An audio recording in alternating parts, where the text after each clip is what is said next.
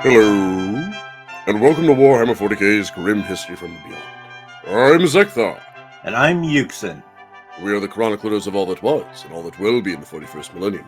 We've seen the rise and fall of many empires, and this week we will be looking into the newest empire in the Milky Way system, the Tau. That's right, Zeckthar, the space comet. Although fairly new, they are fairly advanced in technology, as well as having a strange concept of working with others, as opposed to simply murdering those that don't look like them. This month, we will discuss the unusual beginnings of this race, their caste system, how they work with the rest of the races of 40k, as well as the oldie but goodie notable characters. Indeed, brother. I can't wait to talk about Commander Farsight. He's one of my favorites.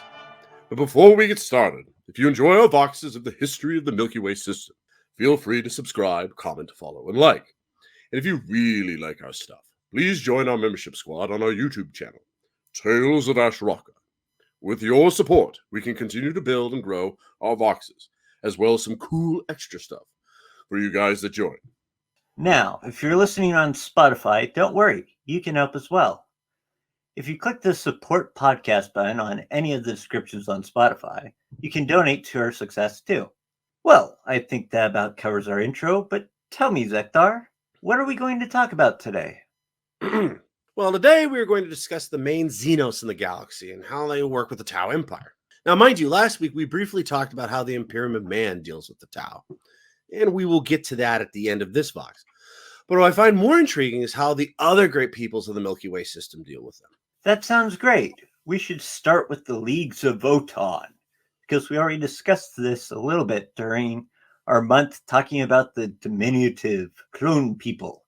But I figured we could go into a little more depth on how the Tau think of the Votann. That's an excellent idea, brother. Okay, so they really see them just as traders pretty much, and merchants, because that's pretty much the only way that they've really interacted with them from what I've been able to find. Right. Well, okay, so the two groups that I remember they've worked with anyways is the Demurg, and then, what's the other federation? It's Saren Talk Mercantile League. And if I recall right, a league is like an exploratory group anyways for a No. clan, or God, what do they call them? It's been a while since we've done the Votann. A league is a massive, giant collection. Right. No. Okay, so no, the Demurg are like an exploratory unit, right? Of a different league. What are they called? They are, I would assume, seekers. Right. Not delvers. Probably not delver. Delver sounds like a miner. So Yeah. Probably not them. But yeah, I mean, one of the reasons why the Tau have such great technological advancements is because instead of just trying to murder everybody they come in contact with, they're willing to actually trade with them. And that way, anyways, they've been able to kind of like leap forward drastically, anyways, with technology. I mean, like I was saying, anyways, they picked up the ion technology from the Votann. It also helps that some of the different races are able to do things that they can't. Like we mentioned last week, crustacean-like creatures. Oh, yeah. They're able to actually create these plasma reactors that the Tau use. Or the simple fact, anyways, that the Tau can't really do anything with the warp or the immaterium. Now, we haven't really gotten into that a whole lot. And if I recall right, anyways, the Leagues of Votann don't do a whole lot with the warp either. Although they can travel through the warp, right? Their star fleets can. Yeah. So that's another thing that's kind of interesting because the Tau, they cannot deal with the warp. And while that's got a lot of positives to it, like, none of that pesky demon possession or, the Lords of Chaos anyways, trying to, really take them over for their souls. There are some disadvantages of that too. Like, for instance, like we've mentioned before anyways, the Votann, or even, well, actually, I think pretty much all the other races other than, I want to say the Tyrannids literally can warp travel. Yeah. Well, they've found a way to adjust to that, but it isn't as fast, I don't think. Yeah. It's not like burn rocket fuel anyways. We'll get to the next planet in like 800 years. I mean, they've figured out a way anyways to go a little bit faster, but it's still not as fast as warp travel. Of course, that also means it's also not as dangerous as warp travel. kind of like that Terran 42 movie Spaceballs, where it's just they've gone to black. normal hyperspace in comparison to ludicrous speed. Ludicrous speed, yes. Holy crap! It's Spaceballs. They've gone to plaid. I feel my brain in my feet. We got to slow down first.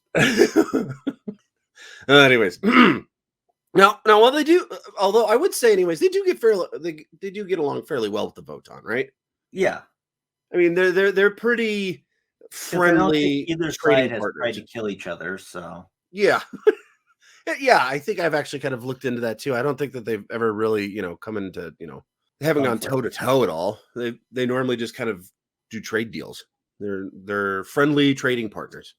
And while the small folk do get along with them fairly well, the next group, the Ethereals, have decreed they will no longer tolerate these races and hold no diplomatic relations with them.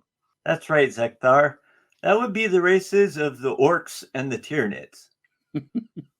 Right. So last week we kind of went in a little bit more with the Orks, but okay. So the funny part is the Tau have tried actually working with the Orks. It just never works. I mean, they're kind of like, Well, I don't know, probably the best way to describe them is the polar opposite of the Tau. Wouldn't you think? I mean, I can see them doing it if it's like, because there have been cases where they're just like, we need an army fast, and so they'll just hire mercenaries. Yeah. Doesn't matter who they are, just so long as they'll do the job.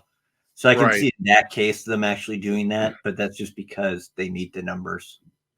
I would agree with you, except for the Ethereals have actually decreed we do not work with the Orks.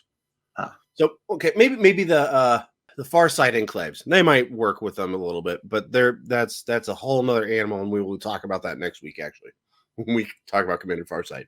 But yeah, they do not gel well with the Orks at all. I mean, the Orks anyways are completely and utterly violent. The only thing they like doing is crumping things. The Tyranid or the Tau anyways, they enjoy. I guess here's the way that you could put it. Tau like order Yeah. and precision. And Orks like Meanwhile, Orks, it is chaos and destruction. So complete opposites. I also got to mention another thing here real quick is that the Tau also anyways, they do tend to look a little bit, they're like the Imperium man. They look down on the Orks because like, you inferior species, kind of thing. The funny part though is that they actually think they can beat the Orks, which we've kind of talked about actually, could the Imperium actually defeat the Orks? And that's kind of one of those, maybe, probably not, if they all banded together. But I mean, obviously that's the problem with Orks. They just don't do that. If you could get one Ork anyways to rule all the rest of the Orks, pretty much they could probably take over the entire galaxy, I would think. I mean, Yeah. close. It would be close. But I think one of the reasons why they think they can beat the Orks is just simply because they're such a small empire. They just haven't seen how many of them there actually are. Just all of a sudden, why is it that we keep running into them more often? Why? Because the farther you get out, the more there are. Exactly. Now, the other one, anyways, I mean, nobody gets along with these guys. I don't think there's anybody that even tries at this point, and that's the Tyrannids, right? Can you think of anybody else? They're beasts. Right. I mean, they're more intelligent than that. They can be extremely intelligent, but they are basically beasts. They're a predator. You don't go into a bear cave anyways and go, excuse me, sir. You have a few minutes anyways to trade caribou flanks? No? Oh, no, you're going to eat me instead. Great. It's kind of the way it works with the Tyrannids, too. And they have seen enough of the Tyrannids, though. The Tau have seen enough of the Tyrannids anyways. They are quite scared of the Tyrannids. I mean, don't get me wrong. They still fight them as hard as they can, but it's just like every time they see Tyrannids, they're just like, crap. I don't know what we're going to do about these guys. Let me put it this way. They have no solution for the Tyrannids. Right. Of course, then again, I don't think anybody really tried haven't turned out very well, but that's getting ahead of ourselves. We'll come back to it. Right. Well, I mean, we've kind of mentioned a few of them, though. I mean, what was it? Last week, anyways, when they actually ended up teaming up with the Imperium to take out High Fleet Gorgon. Right. One of the big problems they had with that is that the what is it, bioessence? I think that's what they call it for the Tyrannids. They just started adapting anyways to the Tau. So eventually, what happens is the Tau keeps shooting with these ion rifles, and it's just not doing anything because they have adapted some sort of biophysical structure, anyways, to keep them from getting hurt, which is insane when you stop and think about it. But also just goes to show the ballistics are best. Get rid of those lasers and crap. Just go ahead and hurl as much lead as possible. That works. Now, honestly, do you have anything else, anyways, on these two species? No, not in relation to the Tau. Yeah, I mean, you're like, I could talk about orcs for another hour. No. Or 10. Yeah, we already did that, Yuksen. We had a whole month. Not enough. But those are the ones, anyways, that the Tau just straight up are just like, we're not even going to try. But this next race, the Tau haven't had a whole lot of contact with, and the few times they have come in contact with them, most of the time it's been pretty bad. But they have yet to decree them as excommunicado, or whatever you want to call them. And that would be the Necrons. Sorry, as soon as you said that, I was thinking, yeah, like they'd call anything excommunicado. Oh, yeah, well, you know what I mean. Now, the Tau, and I had to do some digging to find this out anyways, the Tau have actually come in contact with the Necrons. And while most of the time it does not go well for the Tau, I mean, state this first. Most of the time when anybody has any contact with any Necrons, anybody anyways, it normally doesn't go well. Yeah. It's normally the way it kind of works. It's just kind of like, yeah. But there have been a few times anyways where it has actually worked. And normally it's when they're actually fighting the Tyrannids. Now, I've found, for instance, anyways, on the Tau Sep world of Unvos, it was almost overrun by a sudden onslaught of Tyrannids, and they were actually rescued by the Necrons of the Atun dynasty. They showed up anyways with a bunch of like monoliths and annihilation barges, and they literally just like destroyed. They ended up working with the Tau and literally just pretty much destroyed all the Tyrannids. And then at the end of it, the Necrons, anyways, literally just all got up anyways, just to the confusion of the Tau. They didn't even stick around for the Tau to say thank you. They just kind of were like, later, folks. They didn't even say later. It was just, whoosh, and they were gone. Right. Now, after this happens, the next time, anyways, the Tau meet Necrons was when High Fleet Gorgon attacked Kamias. And I am 41 at some point. And unexpected Necron fleet. 902. 902, thank you. Yes, talking about the harvest of Kamias, right? Yeah, or Kakaias. On here, which we briefly mentioned before in our notable characters. Actually, you want to go ahead and take the lead on that one? You did talk about it, but that was so long ago. Nobody probably remembers it. It was yet another case with Tyrannids. In this case, it was hive ships of High Fleet Gorgon. They're assaulting the Tau colony, and then Anrakir, along with his Necrons, popped up and started and basically annihilated the Tyrannids. And then he lands upon the planet, and the Tau are just like, "Thank you so much." He's like, "Get off this planet." They start just slaughtering them and capturing They pretty much kill all of them, don't they? They either kill or capture. So it wasn't even a get off my planet. It's like, oh, you're on my planet. Therefore, the punishment is death. Yes. Because his feelings is if you're on a tomb planet, you aren't supposed to be there. You're trespassing. Get me my shotgun. Exactly. Now, the only other time I really, like I said, it's actually a rarity that the Necrons have come in contact with the Tau. And one of the reasons, the obvious reason for that is that most of the Necrons are still asleep, is one. And two, the Tau Empire is really actually, comparatively to the rest of the Milky Way system, it's fairly small. This will probably be brought up quite often. They are fairly small. It's kind of like the difference between Terran 42's United States and Great Britain. It's probably your size differences there. Asia versus Australia. Yeah, there you go. Now, I have found one other time, though, that they have come in contact with each other, and that's actually fairly recent, and that's the Sawtek dynasty. And they have launched a series of attacks against the western reaches of the Tau Empire. Crackfire cast contingents from the Tau are sent to repel the invaders. They are led by Commander Ovage, a protege of Commander Shadowsun, who earned significant honors during the Third Sphere campaigns. Ovage adopted the tactics of his tutor, splitting his forces into hunting packs and tearing at the flanks of the Necron invasion fleet, delaying its advance and buying precious time for the beleaguered Empire to dispatch reinforcements.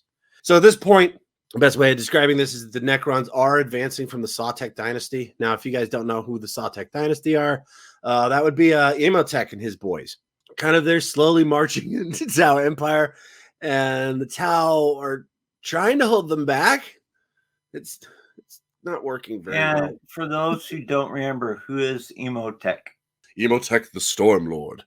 He is considered the greatest tactician ever. It's the best way to describe him. He's literally the greatest Necron warlord ever. And they woke him up too soon. And the person that ended up waking him up was like, now I control you. And Emotech was like, no, you don't. And then he killed him and then took over the Sautek dynasty. So now he runs it. It's a really blunted down concept, Right. of who Emotech is.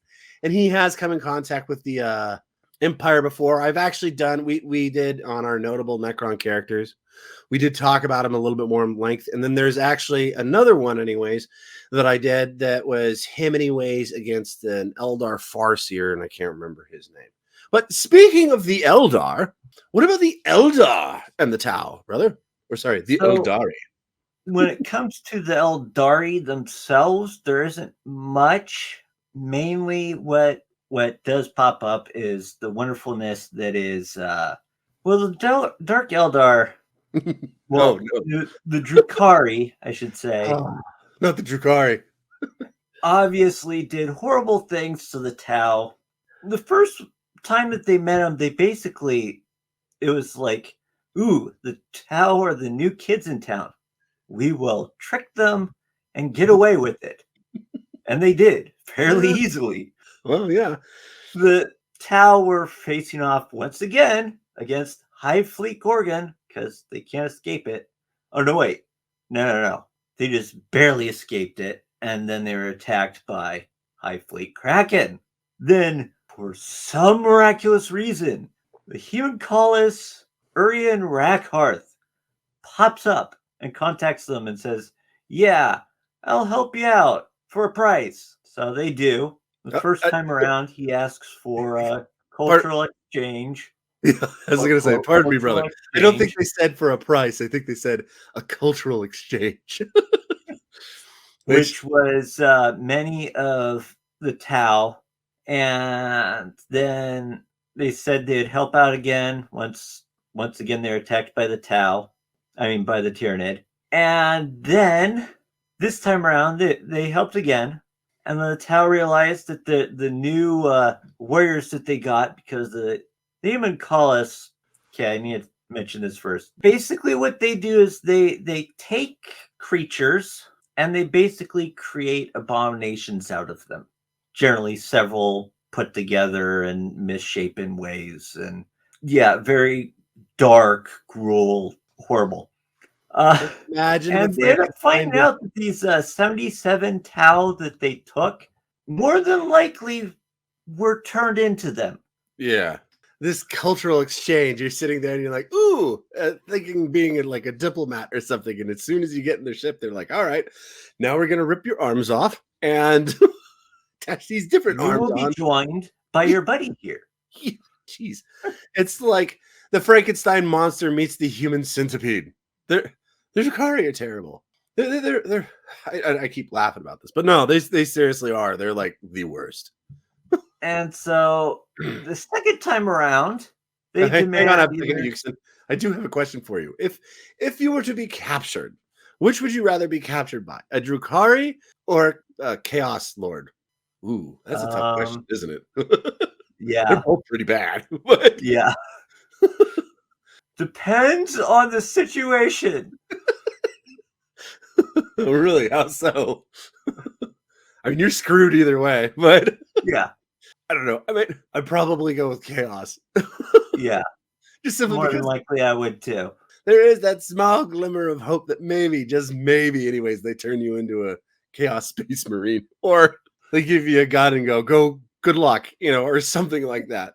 It's a very small percentage, as opposed to the Drukari, where it's just like, no, you're just dead and you're going to die a very horrific death, no matter what. No, it's not you're dead. It's we will torture you. Well, no, you will die. Or we're just going to keep you alive as long as possible. So, anyways, the Sorry, new price is a cultural exchange of either 7 ethereals or 7,077 regular Tau in their place. So obviously these already pissed off Tau are just like, okay, we need to come and take out their fleet, retaliation for what they did to the prior people that were part of their cultural exchange. So they call for reinforcements from a nearby planet. They go out there and they find out that this massive fleet is actually a giant mirage illusion. And that unfortunately the planet that they took all of the fleet from is actually attacked by the battle fleet that they thought they were about to attack. And so they lost basically the planet, and everybody on it was taken as slaves by the time they got back. Yeah, like he said, they're the new kids on the block, and the Drukari are just kind of like, hey, these guys look awesome. We should take all their stuff. They're worse than a bully. They're like literally what's the term that the kids are using these days? Ah, yes. They gaslighted them into oblivion pretty much and then took their planet. Not only that, but for some reason Tau cannot identify between Drukari and Aeldari, which, I mean, just looking at their ships, you'd think that they would be able to tell. But remember, Yuksen, they haven't met either of these people before. How do they know that they just don't? Those are some weird ships that they happen to have, some sneaky ones, as opposed to these other ones. I hear you. I'm just saying, in their defense, anyways, you've got two groups. I mean, literally, the Drukari and the Aeldari come from the same peoples. They're built the same way, right? They are drastically different. Just the way that they act is drastically different. I mean, okay, I completely I hear you there. Their design is drastically different. Well, any interaction of the human coli would suggest that they would go, okay, yeah, these guys aren't the same, because they don't exclude the experiments to their creatures. They generally also, attach actual themselves the same way, limbs and stuff on themselves too. Right. No, what I'm saying is, like, for instance, if you stripped them down to their skivvies anyways, and you had an Aeldari and an Eldar next to each other anyways, they would look fairly similar. That's all I'm saying. But if you haven't met either of them, took the time to go, hey, take off your clothes. You two strip. No, that's what I'm saying anyways. In their defense anyways, I could see why, if you've never met this race before, they do look the same. So it's just kind of like, I could see how why I mentioned I can see how the ignorance is there. That's all I'm saying, Yuksen. Yeah. That's all. Well, the reason why I mentioned that is because one of the few times that they're seen as actually attacking the Aeldari is because they thought that the Aeldari had attacked one of their planets. Right. And they're like, we remember these guys. And they're just like, you guys are the people who did it. These are the bungholes that took out our last planet. Later, they're just like, oh, actually, you know what? We were wrong. It was the Drukari. Thanks for that. Yeah, well, they did try to make it right. But the Eldar, anyways. By saying, we're sorry. It's like, our bad. Oh, okay. Well, okay, if I recall right, though, the Aeldari, they'll do disappear anyways before they can even come close to making reparations. Just like, our bad, we're sorry about this. And the Aeldari are like, you guys are idiots. And then they just got on their ships and left. But we were going to give you some stuff. Zip. There they go. Oh, well, okay. Never mind. Really think that the Aeldari would really trade with the Tau in general? No. Well, okay. the Aeldari are weird. Well, especially like for Not instance, the Exodites, the Craft World Aeldari, which is what these were. These were Craft World. right. Aeldari. And what I'm saying, what I was about to say, anyways, is the craft worlds. They're almost all like different organizations. They're all floating on different planets. They all have different ways, anyways, that they kind of view what they do. And I would think yes. Generally, most of them, anyways, would look at the Tau.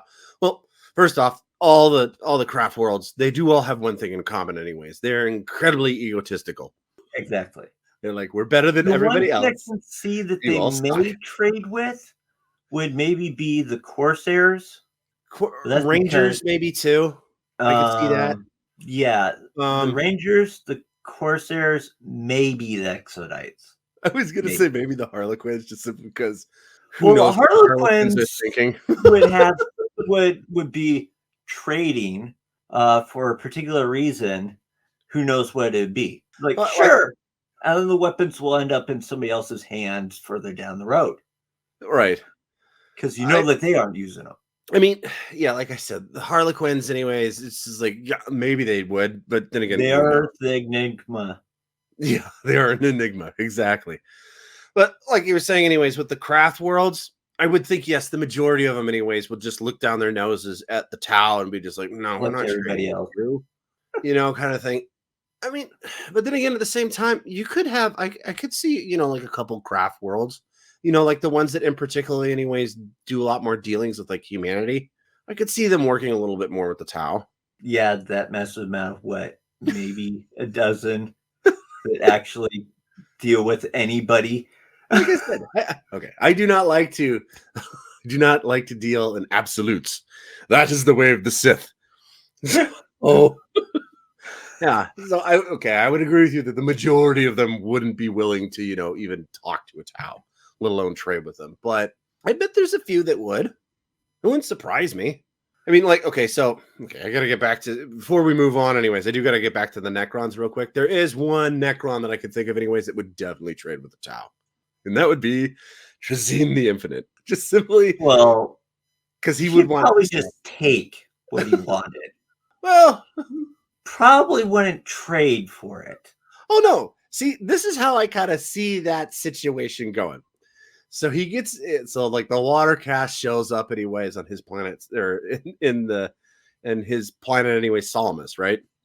It's like, Right. we're here to do trading from the Tau Empire. It's like, trading? For like what? It's like, well, we've got all this stuff, blah, blah, blah, blah. And then the Necron overlord anyways looks at him and goes, you know what? I actually need these 3 different artifacts. Do you think you could get them for me? Well, yes, sure, why not? What are you going to give us in response? They kind of haggle over it, and then the Tau leave, right? And then when they come back anyways, or they say that they have it anyways, he shows up, he gets it, he pays them, and as he's leaving, they're like, he actually works out all right. And then they turn around and they go, wait a minute, where's the rest of our stuff? Yeah. Because while he's getting the stuff from them, he's also robbing them blind. Because it's or it would be Shazim.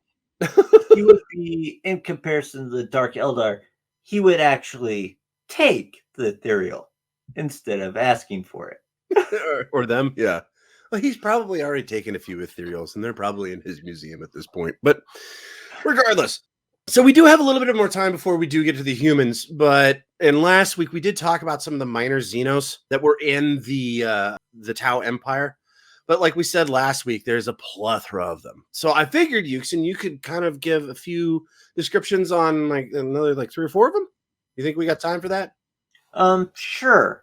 We can start with the Tyrellians, which actually aren't necessarily directly connected to the Tau so much as they used to be in the general area of the Tau, and they work with them as a mercenary race. Yeah, the Imperium Man really did a number on them, if I recall right. They did, but first I shall describe them a bit. Okay. They are bipedal species that possess narrow, waisted, and broad-shouldered bodies. They are often called dog soldiers because they stand so much shorter than humans, with long canine-like faces and teeth, and also the fact that they communicate via growls, snarls, and barks also probably doesn't help the situation. They were actually originally part of the stellar empire known as the Trellian civilization, which existed to the galactic north of the Ghoul stars and coreward of the Kiltor sector. Now, according to Imperial legends, mankind virus bombed the majority of the Trellian civilization during the Great Crusade. So the Emperor went, no, bomb it. Bad xenos. Viruses. Bad xenos. Kill them all. Obviously, this massive amount of destruction has caused a grudge against humanity to the point where a human can't even go into the same establishment they're Trellians in to get a drink. But doesn't it even gets worse for the Trillions, doesn't it? Oh yes. Unfortunately no. for them, in 997.m41, the Trellian civilization was caught up in High Fleet Malak's inexorable advance from the galactic north after the Tyrannids devoured the Kiltor sector. In other words, now the Trellian civilization is basically no more whatsoever. In fact, pretty much the only surviving Trellians are probably the mercenaries that have been operating far out of the way. So that's why they hang out anyways with the Tau, because those are the only ones that are left, right? Great. It's just, geez, that is like the worst luck ever. You run into, first off, the Emperor finds you. That's bad enough, anyways. And then he proceeds to virus bomb all of your planets, and then you're making a good comeback after that because the whole Horus Heresy. So humanity leaves you alone for a while. And you're making strides to, try to be, another chip off the old block. And then the Tyrannids show up and they wipe you out completely. One of the interesting things is they see Space Marines different from humanity for some reason. Really? Because they've like worked with Alpha Legion and they've worked with, I believe, Huron. Oh, Luftoron? Really? Yeah.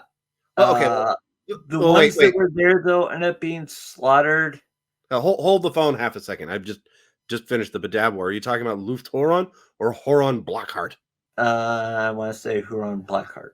Okay. Well, I mean, it's the same guy, but Luftoron was the Space Marine, anyways, that fought for humanity.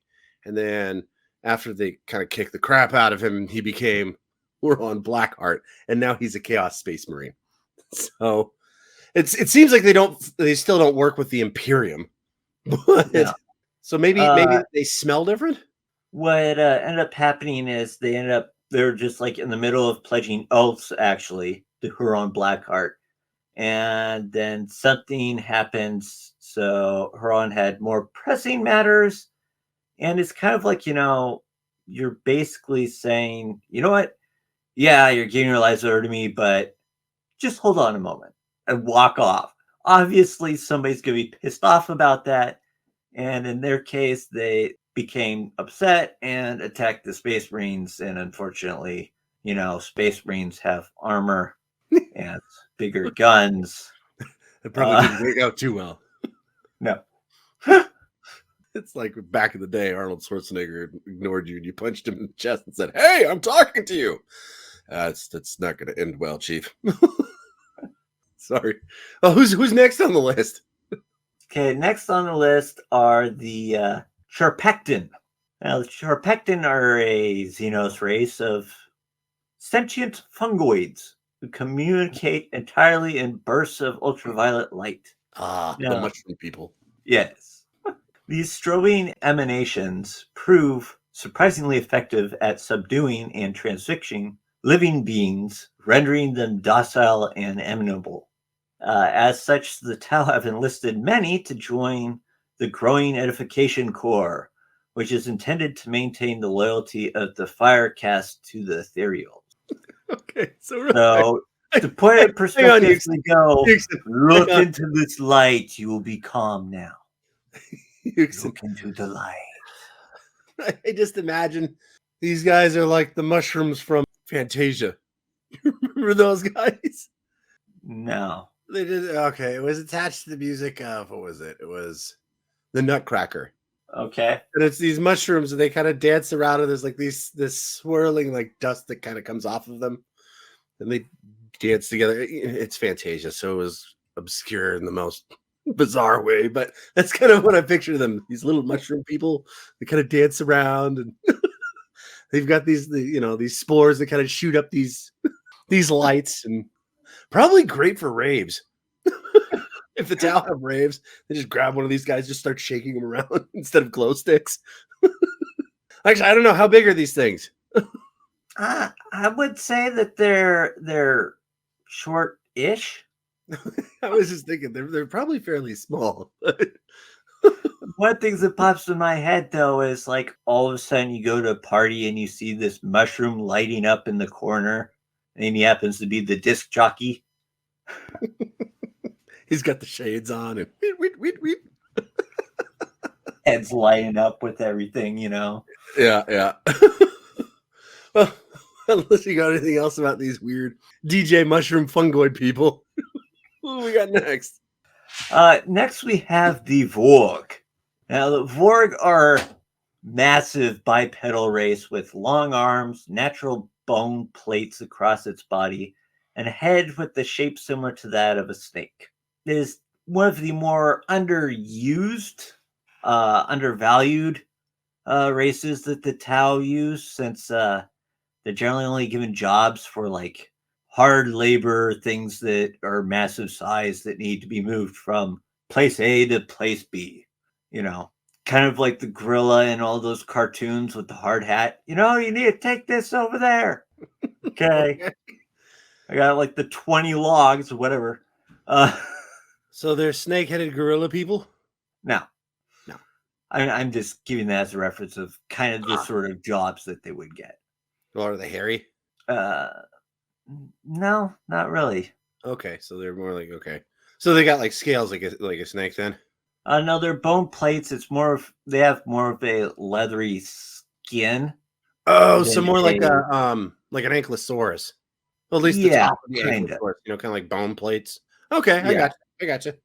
But one of the things is that they are intelligent, which is most people don't really get because the way that their face is and they have to pronunciate things in the correct languages, it seems like they're very slow because of the time it takes for them to do it right. I'm probably sure that they hiss a lot too. Makes it hard to understand. No. They have a very keen eye for craftsmanship, and despite being a relatively peaceful race, they actually have a odd desire and affinity to make intricate blades and gauntlets. They're in the wrong camp then. Sorry. I'm just like, the Tau won't use any of that. Yeah, I know. Okay. Gauntlet? What? Why would we have gauntlets? Well, the blade, though. Okay, so the blade, I think every single fire cast carries this ceremonial blade with them. So are these like, so for the Tau, do they make these like ceremonial blades for them, or do they actually make like big hulking blades that could be used in war? They make blades that could actually be used in war. So what do they do with them? They're not giving them to the Tau. The Tau probably are just like, oh, that's nice. Just roll their eyes and walk off. Decent sized, and you know, they're like works of art. Oh, okay. Functional works of art. Okay. Well, maybe they give kind of like instead of, you know, having a plain rapier, it'd be kind of like having the rapier in the 1042 movie Princess Bride with the ornate handle and the. Okay, I just got this mental image of this giant armored, snake-like dude and holding up this rapier and going, "Hello. My name is Inigo Montoya. You killed my father. Prepare to die." Except for with a lisp, because, he's a snake. Yeah. And then more than likely the person would go, there's no way that I can fight you because, you're quite large. Yes. To put it simply, you may want to note that it is very unwise to make one angry because just by their size and natural resilience alone, they'd be able to prevail over a super heavy combat walker. Jeez. So they're on top of the fact that they probably will have a weapon on them. other than a puny rapier. But A weapon yeah, on wow. them that they'll actually be able to hold successfully. That means they'll probably be much longer than anything that you will be wielding. Well, more than likely, if they're going to give them a weapon, they'll probably give them what, like a railgun, like a heavy railgun. If they're that big and they can take on a super heavy combat walker, they're probably giving them a railgun, which Yeah, in if and of they ever itself is bothered to scary. think about using them for that. Plus, like I said, they're generally a peaceful group. Right. Imagine trying to fob that off and was like, "No, you will become a warrior." It's like, we don't want to be a warrior. No, you will become a warrior. I said you're not gonna make me a warrior. You want to make it? You want to make a deal out of this, puny little punk? Okay. I'm like 10 times taller than you. You really want to make a big deal about this? So, okay. So what you're saying though is that they probably aren't even on the frontier worlds. They probably work with the Earthcast, right? More than anything else. Yeah, more than likely, in most cases, yes. Or they're Earthcast, in and like, then maybe the Aircast, just simply anyways for like moving stuff around on their ships. yeah, I was about to say that. Yeah. Like Okay. that, or like giant, like space stations where they would need to lift something into place so that somebody could Right. screw it in or whatever. Look, I think we got time for one more. So who's the last Okay. one on our list there, Yuksen? The last one on the list are the small, highly intelligent worm-like creatures known as Nagai. They hail from the world of Shagalug. They are known for having mind control abilities, and originally were first discovered, had a series of violent conflicts with the Tau when they were first discovered, and were despised significantly by them. But since then have agreed to peace accord, and have joined the Tau Empire, and frequently serve as advisors to the Ethereal Cast. So, do you think that they're actually mind controlling the ethereals? Well, that could be one way that you could look at it. Another way you could be looking at it is the Ethereals are using them. Yeah, I can see it working both ways. Well, no, just the concept, anyways, that they were initially despised by the Tau, and then all of a sudden they're like, "Hey, we're cool with them." Something sounds fishy. Just the fact, by the way, that the Tau Empire fought a worm people, just to me, anyways, is amusing in and of itself. Because they're not like giant worms. I mean, they're like, little guys. Yeah. It's like, unfortunately, on that planet, there was a lot of big creatures they're able to control.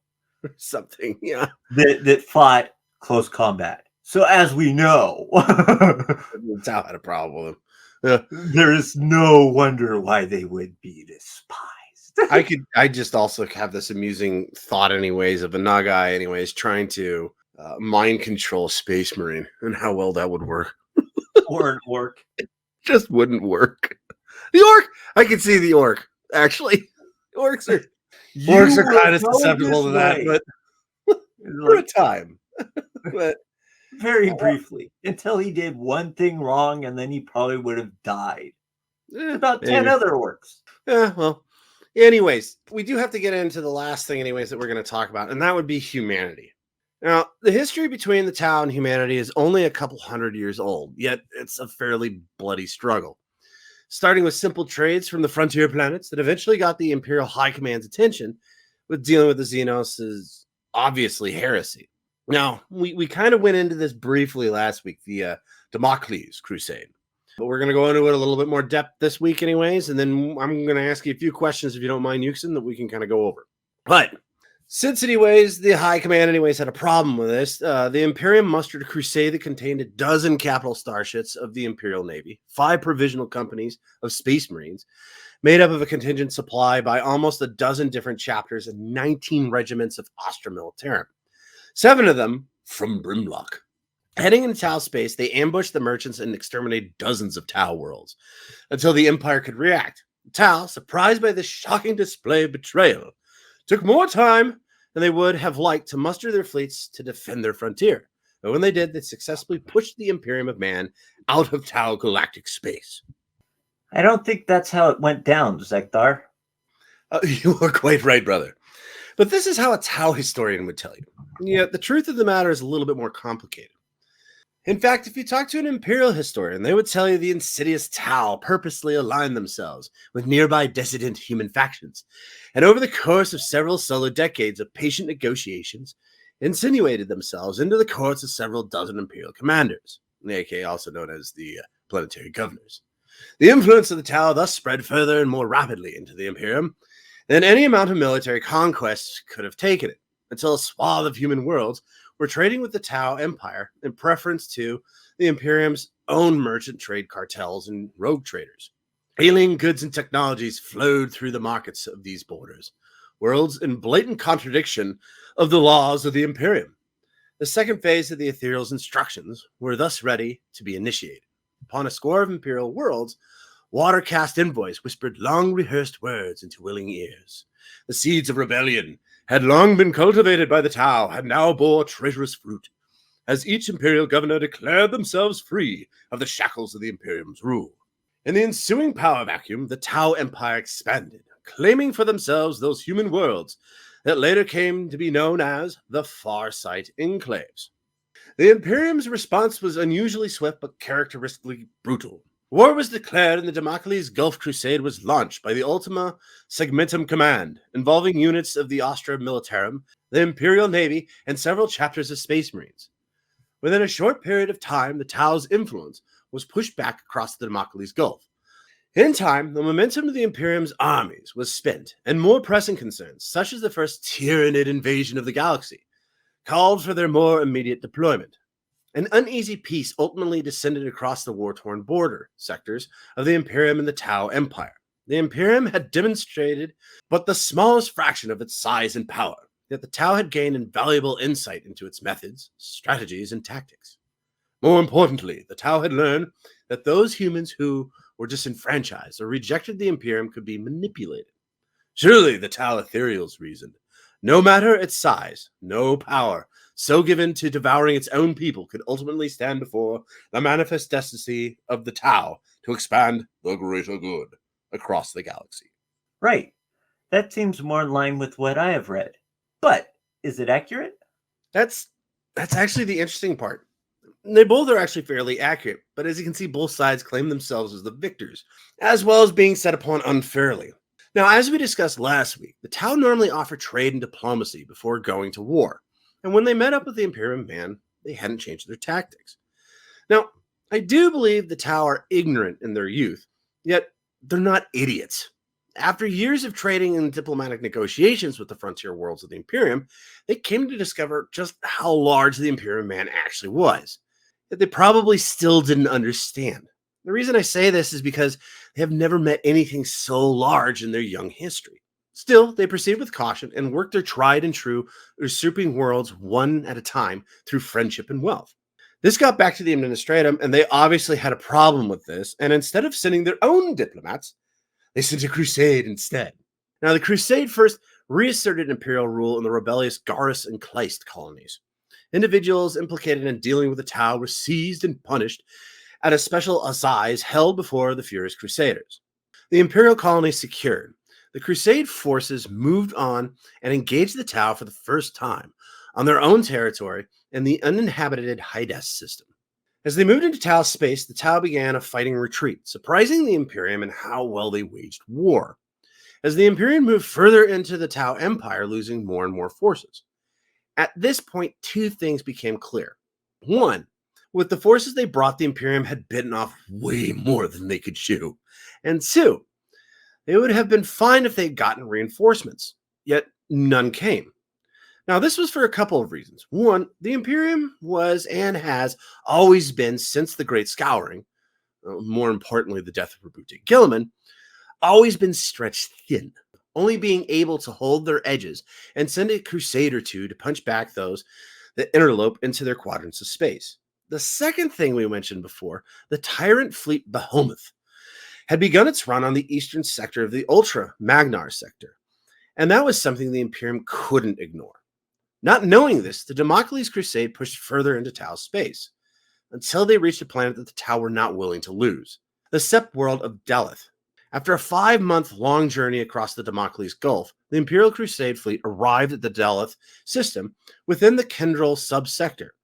The outmost planet in the system, Prien, was protected by a Tau orbital space station and was clearly intended to provide the first line of a layered system defense. The fleet's approach proved too casual, as the Imperials assumed the station to be no more dangerous than the Tau station already encountered in the Hydath system.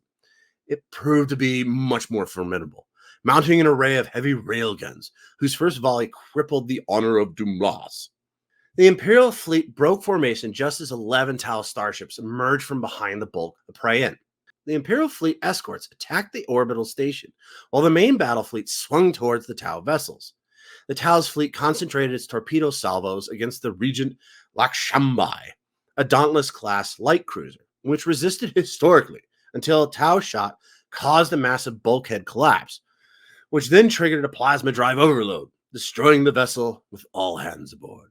Arriving piecemeal, the Imperial starships gradually won the advantage, although the Tau continued to fight despite taking a terrible pounding. The Imperial escorts suffered heavy losses fighting the Tau orbital station. As soon as they were closely engaged, though, the last piece of the Tau trap was sprung. Appearing seemingly out of nowhere after suddenly powering up their main systems, a Kroot warsphere headed directly for the Imperial troop transports. The transport flotilla had no choice but to scatter. The huge Kroot hulk was slow and its weapons were short-ranged, but its sheer size seemed certain to eradicate the Crusades' ground forces. Salvation came in the form of Admiral Jalak's flagship, The Blade of Woe, a Retribution-class battleship. Leaving the rest of the Imperial fleet to finish off the Tau warships, the Admiral had turned his vessel about, planning to help the escorts when the Kroot warsphere arrived. Accelerating to maximum power, the great starship overtook the lumbering warsphere and turned across its path.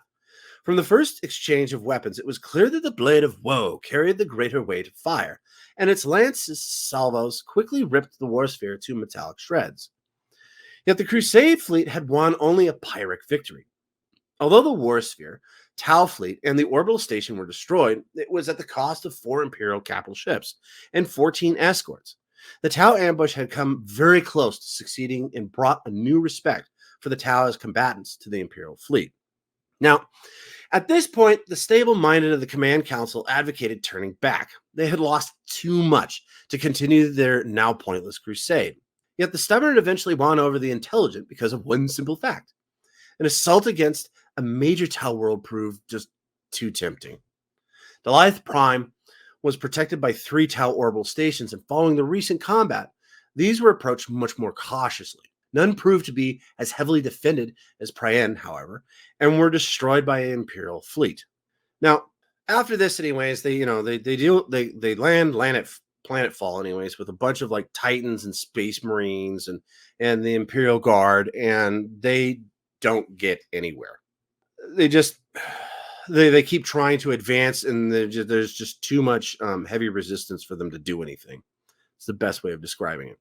But with their advance halted, the Imperial forces commanded in this operation by General Wendell Gage of the Austromilitarum had to dig in to avoid the worst of the Tau firepower.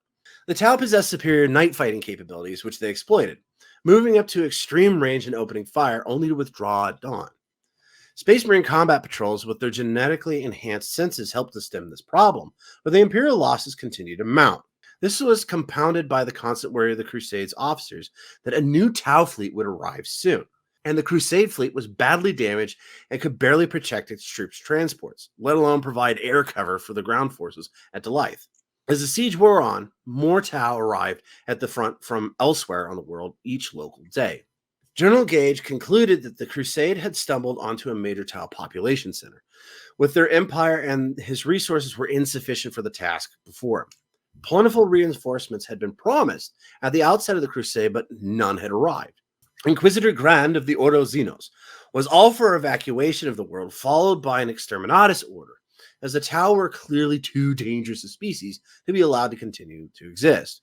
Yet the Imperials had found the Tau to be an honorable adversary, and there was a marked opposition to such an extreme course of action within the Crusades' high command, especially from the Astartes. Really? Well, part of this is true. The Astartes had a huge problem with this. I don't think necessarily that they thought it dishonorable, more along the lines that they still thought that they could win on the ground. And an exterminatus seemed cheap. So ego related then? lean more towards that. But yeah, the other part of this equation was any day now, a new Tau war fleet would be arriving. And being stuck in an orbital bombardment by your entire fleet leaves you pretty open from behind. Regardless, while the Crusades Council of War was paralyzed by this internal debate, General Gage acted. So what he does is he pretty much reorganizes his troops, and he ends up marching into this one particular city, which really doesn't have a whole lot of tactical advantage, except for it does have a starport. And the reason why he did this was because he wants off the planet. So he gets to the point anyways where he's on there. He's called his people down. He's like, okay, we're done with this. I'm done. They all kind of agree. And one of the reasons also why they do this is because in 745.m41, the Inquisitor Fidus Cryptman actually had sent them a Vox anyway saying you need to return to Brimlock as quickly as possible. And the reason why for that is like we mentioned before anyways, the Tyrannids had shown up. Now the Tau on their side of the field anyways, instead of just trying to, like kill them all as they're leaving, figured that probably wouldn't be a good way of doing things. I mean, they had actually suffered quite a bit. So like I said last week anyways, they kind of get into a parley. They say, okay, you guys can leave our system, but we're going to take all of our stuff back pretty much that you guys, burned and murdered through. And begrudgingly, the Imperium's like, fine, I guess you can do that. And they leave. Now, since then, though, the Tau have been both a small thorn on the Imperium's side or a small boon to their more hated enemies, especially the Tyrannids. At this point, the Tau are the most perplexing to the Imperium man. And they honestly, the Imperium man has no idea what to do with these guys. Really? Yes, in my opinion. But I'd like to know what you think, brother. So I have a few questions that I figured we could debate, like I mentioned before. Like what? Well, let's start with the first and most obvious. Can the Imperium man actually purge the Tau Empire from existence? In my opinion, no. It's too widespread. They just don't have the resources. Well, they're already struggling enough trying to keep what they have. That's true. I mean, they obviously have the resources, but like you said, anyways, most of those resources are tied up all around the Empire or the Imperium. Which means they don't have the resources necessary to actually use on it. Right. It's available resources, I should say. Yeah, available resources. I mean, if there was a miracle anyways, and all of the enemies of the Imperium other than the Tau went poof, and then they all disappeared anyways, then yes. I mean, it wouldn't even... then they'd still be screwed because they'd have to deal with all of the inner conflict.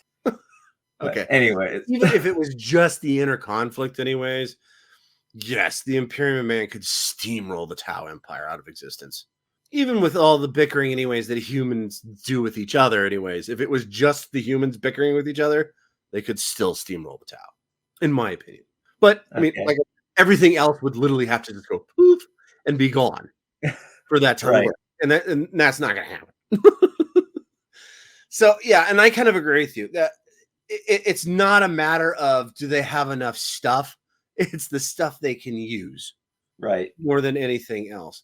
Well, okay, so I guess this kind of leads into my next question anyways. But, okay, first off, why would, other than, purge the xenos, what would the Imperium benefit anyways of exterminating the Tau? And does it honestly make more sense to actually work with them at this point? Really, I don't see any particular benefit with attacking. Maybe with trying to hold what they have, but not necessarily what they're attacking. Now, when it comes to, does it make more sense to work with them? Yes and no. Okay. No, because it'd go against their religion. Right. Like I said, other than the fact of purge the xenos. I think it'd cause much more problems than would benefit working with them. On the other hand, using them as a buffer against other forces can be very beneficial. Right. And I did kind of mention this last week anyways, where Butte Gilman is kind of moving the Empire in a different direction. Now, he hasn't explicitly gone, yeah, Xenos are our friends. He has been known to work with them a time or two, mainly the Aeldar. I mean, I can't think of any other ones that he's worked with, but the Aeldar. The Aeldar. He works with the Aeldar. That's one out of how many races? About 8. But But, it's a step in the right direction. And we've also kind of mentioned anyways that he is kind of trying to get rid of the Imperial cult.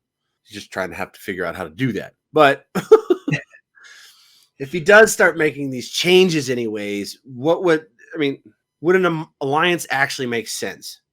If he is able to make those changes, it would be hard to tell at this point. Like I said, one of the benefits of having an alliance with the Tau would be they could use them as a buffer against forces that are heading in the Tau space area. Like Tyrannids. It seems to be always the Tyrannids come from the east. Always seems to be Tyrannids, yes. Yeah. Or Orks, who knows? Orks too. Yeah. To me anyways, it would make sense to have like an ally anyways in that area as a buffer, like you were saying. But at the same time, anyways, we've also talked about how the Tau, anyways, are an expanding empire. So what would they even gain out of it? What would the Tau gain out of it? I mean, like we said, we can kind of see, anyways, how it would be kind of a benefit for the empire.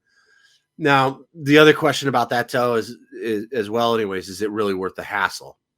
And I think you kind of answered that, anyways, with right now, anyways, the way everything's set up. No, it's definitely not worth the hassle. You just have way too much pushback anyways. It looks like, for instance, the High Lords of Terra, and they're already having problems with Rabute dealing with Eldar. So it's one of those just kind of like, yeah, it's not worth it, guys. Sorry, go back to your little Eastern Quadrant. We'll contact you. But I just, right now anyways, it doesn't make any sense for that. But what would, if they did, there's Rabute's just like, screw it, let's just go ahead and make an alliance with these guys anyways. What would the Tau actually get out of this? Decent trade partners, for one thing. Right. But where would they even expand? Into alien space. It's like into the Empire? Nope, can't do that anymore. That would be another actually benefit anyways for the Imperium of Man. This is like, okay, well, one of the things you can't do is take any more of our planets. So, yeah, I don't know. To me, anyways, it doesn't make sense. Like we said, anyways, it doesn't make any sense for the Imperium Man to do it right now. But it also really doesn't make a whole lot of sense anyways for the Tau. I mean, it's just like, congratulations, you've got your own little place here. You can do whatever you want. But if you're wanting to expand and grow anyways, you're just like literally siphoning that off. Right. I suppose they could kind of start trickling around to the north so they could take over the Grey Rift. Because that would go over so well. I don't know. To me, anyways, it's just kind of interesting how they're gonna have to eventually end up dealing with each other, and more likely than not, because you're talking about the Imperium Man. This really is it. This is going to be, how do we exterminate the Tau, right? Yeah. I mean, it's not going to be, well, we should send diplomats. It's like, no, it's just, how do we kill the blue guys? How long is it going to take? And what resources are we going to need? Now, mind you, anyways, that is very low down on the list right now. I mean, Abaddon's still doing his thing, along with the guy we were just talking about, Huron Blackheart. And then on top of that, anyways, you've got, what's his face, the Ork, the Great Green Prophet. Well, him doing Orks in general. And he's doing his whole thing, and then on top of that, anyways, you've got chaos just streaming out of the Great Rift. The Great Rift right now, anyways, is probably the biggest problem with the Imperium. Yeah. But I just thought it was kind of interesting food for thought. It's one of the few times that we actually get to talk about, like alliances and, strategic stuff other than kill them all. What do you got? And it's still one of the major thought processes. Kill them all. Well, you got anything else, anyways, on humanity and how you think, anyways, they deal with the Tau or any of those kind of concepts? No. Fair enough. Well, folks, I believe we've run out of time this week. Join us next week as we cover the best of the best. That's right. There's notable characters. Can't wait, Zeckthar. But if you enjoyed this Vox, feel free to subscribe, comment, follow, and like. And if you really like our stuff, please join our membership squad on our YouTube channel, Tales of Asharaka. Indeed. But before we go, we do have some exciting news about the shop. It is officially up and running with all sorts of wonderful shirts and hats, and even some stuffed animals. Just click on the link below our Vox and tootle over to the store and check it out. In fact, right now, I think we have a sale going on. Ooh, really? Yes. Thursday, we're going to be starting a sale where you can get 20% off on any of the merchandise. And it's going to be going until Sunday, the 22nd. So the 18th through the 22nd, which is a Monday, actually. Forget the Sunday. It's a Monday. So it's the 18th through the 22nd, 20% off on all of our cool stuff. Righto. But if you're listening on Spotify, don't worry. I will make sure the link is in the description so you can check it out for yourself. Yes. And thanks for listening. And as always, Until next time, this is Zeckthar, And Yuksen. signing off.